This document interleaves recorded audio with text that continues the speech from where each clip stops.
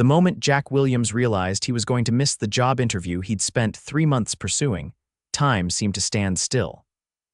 The woman's pained cry echoed through the parking garage, bouncing off concrete pillars and cutting through the morning air like a siren. His watch read 8:47 a.m., 13 minutes before the interview that could change everything for him and his 6-year-old daughter, Lily. "Hello. Is someone there?" Yates Williams called out, pivoting away from his rusted Honda Civic toward the sound. His tie hung loose around his neck, his only dress shirt freshly ironed that morning while Lily sat at their small kitchen table eating cereal. Another cry, this one more urgent. Yates didn't hesitate. He dropped his portfolio on the hood of his car and ran toward the sound, dress shoes slapping against the concrete. He rounded a concrete pillar to find a woman doubled over beside a sleek black Tesla, one hand braced against the car door, the other clutching her very pregnant belly. "Madam." "Are you okay?" Yates rushed to her side, instinctively offering his arm for support. The woman looked up, her face contorted with pain but still striking warm brown eyes, high cheekbones, and an elegant sweep of dark hair now matted against her forehead with perspiration. "My water broke," she gasped. "The contractions, they're coming too fast. I don't think I'll make it to the hospital." "I'm Yates," he said, trying to keep his voice calm. "Let me help you. We should call an ambulance." "Sophia," she managed between breaths. "Sophia Fraser, I already called." They said, "Traffic accident on Main Street, delayed response." Another contraction hit and she gripped his arm with surprising strength. "I can't believe this is happening now. I had a meeting." Yates glanced at his watch again. 8:50 a.m. The Landmark Financial Building loomed 20 floors above them, where in 10 minutes, the Human Resources Director would be waiting to interview him for the accounting position that paid twice his current salary, the job that meant Lily could start gymnastics lessons, that they could move out of their one-bedroom apartment, that he could finally build a stable life for them after 3 years of struggling since Lily's mother walked out. "I'm going to help you," Yates said, making his decision. "I have a daughter. I've been through this before." The next 45 minutes passed in a blur. When it became clear the ambulance wouldn't arrive in time, Yates helped Sophia into the back seat of her Tesla, used his jacket as a makeshift pillow, and called 911 again for guidance. The operator walked him through what to do, and Yates followed instructions with steady hands despite his racing heart. "You're doing great," he encouraged Sophia, who alternated between crushing his fingers and apologizing for ruining his morning. "Don't worry about me. Focus on your breathing." "But you're wearing a suit," she said between contractions. "You clearly had somewhere important to be." Yates smiled, wiping her forehead with his handkerchief. "Nothing more important than bringing a new life into the world." At 9:37 a.m., the miracle happened. A tiny cry filled the car as Yates helped deliver a perfect baby girl into the world, wrapping her in his clean dress shirt that he'd removed for the purpose. The paramedics arrived moments later, finding Sophia cradling her newborn daughter while Yates sat beside them, his undershirt soaked with sweat, his tie hanging crookedly from his neck, and a look of wonder on his face. "You did amazing," he told Sophia as the paramedics took over. "Both of you." "I don't know how to thank you," Sophia said, exhaustion and joy mingling in her voice. "You missed whatever appointment you had." Yates shrugged, trying to ignore the weight of disappointment settling in his chest. "Some things are meant to be, I guess." As the paramedics prepared to transport Sophia and her baby to the hospital, she reached for his hand. "Please, give me your number. I owe you so much more than thanks." Yates scribbled his number on a receipt from his wallet, then watched as they wheeled Sophia and her daughter away. Only then did he allow himself to feel the full impact of what he'd sacrificed. He walked back to his car, picked up his portfolio from where he'd left it, and sat heavily in the driver's seat. He pulled out his phone, seeing 3 missed calls from Landmark Financial. There was no point in calling back now. He'd blown it completely. Instead, he dialed his daughter's school. "Hey, Lily Bug," he said when they put his daughter on the phone. "How would you feel about playing hooky with your old dad today? Maybe get some ice cream. Really, Daddy." Her excited voice was the balm he needed. "Is it because you got the new job?" He swallowed hard. "Not exactly, sweetheart, but I think I did something important today. I'll tell you all about it when I pick you up." 2 days later, Yates was back in his usual routine, wearing his faded blue uniform at Patterson's Auto Parts, where he'd worked as inventory manager for the past 2 years. The pay was barely enough to cover rent and childcare, but Mr. Patterson was understanding about Yates needing flexible hours to take care of Lily. "Williams," Mr. Patterson called from the front of the store. "Someone here to see you." Yates emerged from the stockroom, wiping grease from his hands, and froze in his tracks. Sophia Fraser stood at the counter, looking remarkably composed for someone who had given birth just days ago. She wore a tailored pantsuit that probably cost more than his monthly rent, her hair swept into an elegant updo. "Mr. Williams," she said formally, then smiled. "Yates, I hope you don't mind that I tracked you down. How did you find me?" He asked, acutely aware of his uniform and the smudge of motor oil on his cheek. "I have resources," she said cryptically. "May we speak somewhere private?" Mr. Patterson winked at Yates. "Take your lunch early, son. Use the break room." Once they were alone, Sophia's professional demeanor softened. "I wanted to thank you properly. The doctors said if you hadn't been there." She trailed off, emotion catching in her throat. "You saved both our lives." "Anyone would have done the same," Yates said, uncomfortable with the praise. "That's not true, and we both know it." She placed a business card on the table between them. "I'm the CEO of Everest Innovations. We're a tech company specializing in healthcare software." Yates stared at the card, then back at her. That's Sophia Fraser. "The one who developed the emergency response system that half the hospitals in the country use," she nodded. "The very same, and I understand you missed a job interview at Landmark Financial to help me." Yates shifted uncomfortably. "It's fine. It probably wouldn't have worked out anyway." "I spoke with their HR department," Sophia continued, ignoring his surprise. "They were impressed by your resume but confused by your absence. When I explained the circumstances, they were willing to reschedule." "You did that for me." Yates was stunned. "Why?" "Because good people should be rewarded for being good, not punished," she said simply. "But I actually have a different proposal for you." She outlined a position at Everest Innovations financial analyst with flexible hours, comprehensive benefits, and a salary that made Yates's head spin. "I don't understand," he said when she finished. "You don't know anything about me. I could be terrible at my job. I know you have a degree in finance from State University. I know you've been raising your daughter alone for 3 years. I know you manage inventory here with exceptional accuracy according to your boss. And most importantly, I know that when faced with a choice between helping a stranger and pursuing your own interests, you chose compassion without hesitation." She leaned forward. "Those are the qualities I value most in my company." Yates felt overwhelmed. "I don't know what to say." "Say you'll think about it," Sophia suggested, rising to leave. "And perhaps you and your daughter would join me for dinner this weekend. I'd like to properly introduce you to Eva. That's what I named her." "Eva," Yates repeated, smiling. "It's beautiful." "It means life," Sophia said softly, which seemed appropriate.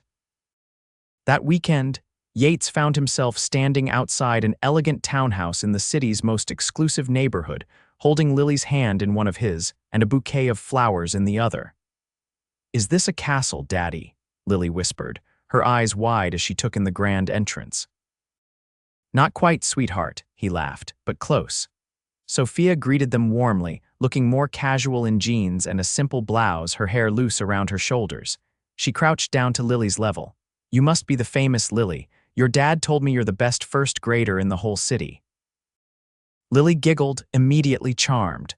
"Did my daddy really help you have your baby?" "He absolutely did," Sophia confirmed. "Would you like to meet her?" Lily nodded enthusiastically, and Sophia led them to a sunlit nursery where a nanny was gently rocking Eva. Sophia dismissed the nanny with a smile and carefully lifted her daughter from the bassinet.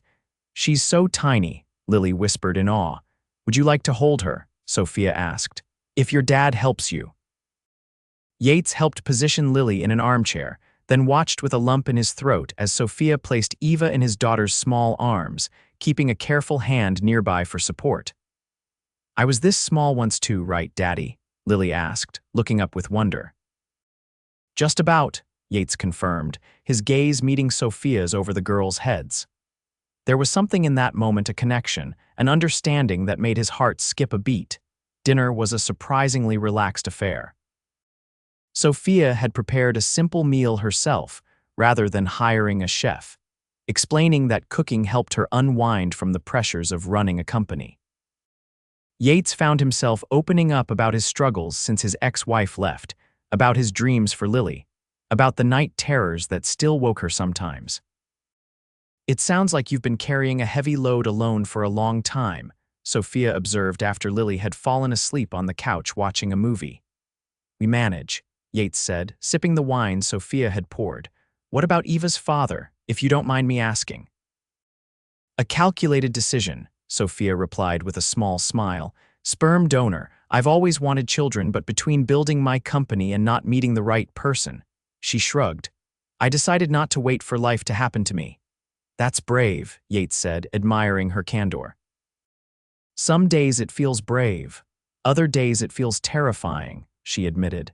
"Especially now that she's actually here. Have you thought about my job offer?"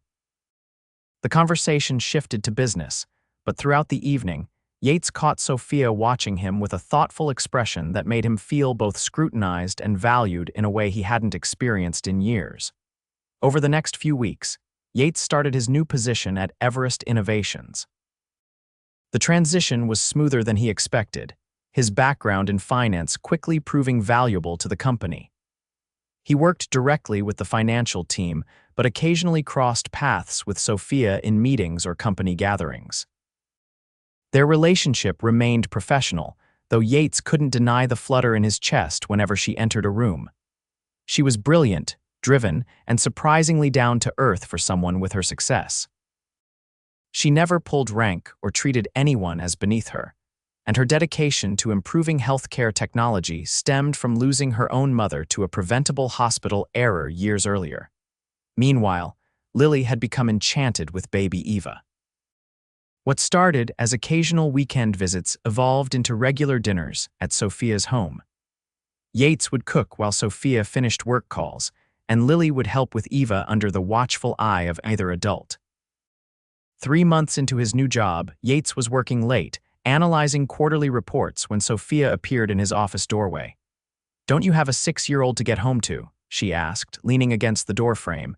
Yates glanced at his watch and winced. "Mrs. Hernandez next door is watching her. I should call." "Already did," Sophia said. "I had my assistant check on them. They're making cookies and watching princess movies. Mrs. Hernandez said to take your time." "Thank you," Yates said, surprised by her thoughtfulness. "These reports can wait until tomorrow," Sophia interrupted, approaching his desk. "You've been putting in 60-hour weeks, Yates. The company won't fall apart if you take an evening off." He ran a hand through his hair, realizing she was right. Old habits. "When you're always one paycheck away from disaster, you learn to overcompensate." Sophia perched on the edge of his desk. "And now I have a savings account for the first time in 3 years," he admitted. "Lily's taking gymnastics lessons. We're looking at apartments in better school districts. It still doesn't feel quite real." "You earned it," Sophia said firmly. "Your work has already saved us considerable money by restructuring our vendor contracts. Thank you for giving me the chance," Yates said, meeting her eyes. Not many CEOs would. Something shifted in the air between them. Sophia leaned slightly closer. Not many men would miss a life-changing job interview to help a stranger. The moment stretched, electric with possibility, until Sophia straightened and tucked a strand of hair behind her ear. "Have dinner with me tomorrow, not at my house with the girls, just us." Yates felt his pulse quicken. "Like a date, exactly like a date," Sophia confirmed, a hint of vulnerability breaking through her usual confidence. "Unless I've completely misread the situation." "You haven't," Yates assured her quickly. "I'd love to have dinner with you." She smiled, relief visible in the relaxation of her shoulders. "Good, I'll have my assistant make reservations." "Actually," Yates said, standing to meet her gaze more evenly, "let me plan it. You're used to running everything. Maybe for one night you can let someone else take the lead." Sophia looked momentarily startled, then pleased. "I think I'd like that very much." Their first date was not what Sophia expected. Instead of an upscale restaurant, Yates took her to a hidden gem of a place tucked into a neighborhood. She rarely visited a family-owned Italian restaurant with checkered tablecloths and candles stuck in wine bottles. The owner's son was my roommate in college, Yates explained as they were greeted warmly and escorted to a table in a private corner. Best lasagna in the city, I promise. Sophia relaxed into the unpretentious atmosphere, realizing how rarely she experienced places without the filter of her position and wealth. This is wonderful, she confessed, watching Yates order in surprisingly fluent Italian. How many languages do you speak? Just enough Italian to order food and impress beautiful women, he joked, then grew more serious. My grandmother was from Naples. She helped raise me after my parents died. I didn't know you were an orphan, Sophia said softly. Car accident when I was 12, Yates explained. My grandmother was amazing, but she passed away my senior year of college. That's why family means everything to me. Lily is all I have. Not anymore, Sophia said impulsively, reaching across the table to touch his hand. You have friends now, you have people who care about you. The evening unfolded in comfortable conversation. Yates told stories of Lily's early years. Sophia shared the struggles of building her company from a dorm room idea to a multi-million-dollar enterprise. May I ask you something personal? Yates ventured as they shared a tiramisu. After all we've been through, I think you've earned that right, she laughed. Why me? He asked simply. You could have anyone. Successful executives, doctors, anyone in your social circle. Why ask out an employee who was changing oil filters 3 months ago? Sophia considered her answer carefully. Do you know what I see all day, every day? People calculating their advantage. Every interaction in my world comes with an agenda. What can Sophia Fraser do for me? How can I benefit from this connection? She leaned forward. But you. You helped me with no expectation of reward. You sacrificed something important to yourself to help someone you didn't know. That kind of genuine goodness is rare, Yates, and incredibly attractive. Their relationship progressed naturally from there. Weeks turned into months, and their lives began to intertwine in meaningful ways. Yates and Lily moved into a comfortable apartment closer to Sophia's home, making it easier for the four of them to spend time together. Eva grew from a newborn to a babbling infant who lit up whenever Yates entered a room. There were challenges, of course. The first time they were photographed together at a company function, Yates found himself uncomfortably thrust into the spotlight, labeled a gold digger by gossip columns that questioned his rapid rise within Everest Innovations. I should resign, he told Sophia that night, pacing her living room after the girls were asleep. I can find another job. It's not worth compromising your reputation or the company's. Absolutely not, Sophia said firmly. You were hired on merit. Your work speaks for itself. I won't let tabloid gossip dictate my personal or professional decisions. People will talk, Yates worried. They'll say, let them talk, Sophia interrupted, taking his hands in hers. Yates, do you know when I realized I was falling in love with you? He stilled, their relationship still new enough that such declarations remained rare. It wasn't when you delivered Eva, though that certainly got my attention, she continued with a small smile. It was watching you with Lily. Seeing how you prioritize her happiness and security above everything, how you never make her feel your sacrifices as burdens, that's the mark of a truly good man. Yates pulled her close. I'm falling in love with you too, he admitted, but I never want to be seen as taking advantage of you. Then don't quit, she said simply. Continue excelling at your job, be the man I know you are, the rest will sort itself out. A year after their first meeting in that parking garage, Yates found himself back there with Sophia, Lily, and Eva, now a happy, active 1-year-old. Why are we here, Daddy? Lily asked, confused by their location. Because this is where our story began, Yates explained, kneeling down to her level. This is where I met Sophia and helped bring Eva into the world. On my birthday, Eva babbled, though she couldn't possibly understand.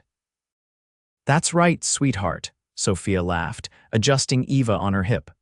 Though I'm not sure why we're celebrating here instead of at the party we planned. Yates took a deep breath and reached into his pocket. Because before we celebrate Eva's birth, I wanted to come back to where our family's journey began. He pulled out a small velvet box and opened it to reveal a modest but beautiful engagement ring. "Sophia Fraser, you changed my life by trusting me with yours in this very spot. Will you trust me with your future too? Will you marry me?" Sophia's free hand flew to her mouth, tears springing to her eyes. "Yates Williams, you continue to surprise me. Is that a yes?" he asked, suddenly nervous. "Yes," Lily answered for Sophia, jumping up and down with excitement. "Say yes." Sophia laughed through her tears. "It's absolutely a yes." As Yates slipped the ring onto Sophia's finger, he reflected on how completely his life had transformed in a single year. From struggling single dad to part of a loving family, from financial insecurity to stability, from loneliness to love. "We should get to the party," Sophia said after they shared a kiss. "Everyone's waiting." "In a minute," Yates replied, gathering all three of his girls into a hug. "I just want to remember this moment." They were married 6 months later in a ceremony that balanced Sophia's prominent social position with Yates's desire for intimacy and meaning.